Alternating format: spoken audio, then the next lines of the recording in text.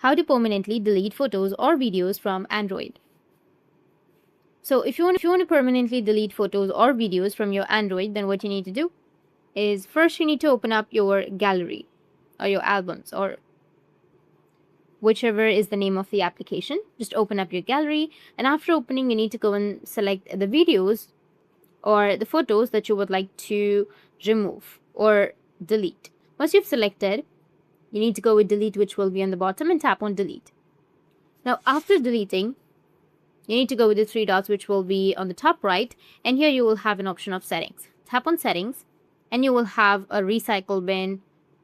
Or if you don't find it there, you can go with albums, which will be on the right side. From the albums, you need to scroll down, and here you will have deleted items. Tap on it, and here you will have all of the deleted items. So even if you've deleted from your gallery, it will be stored in your deleted items for up to 60 days. So go with delete, which will be in the top right, and tap on delete again, and it will be permanently deleted.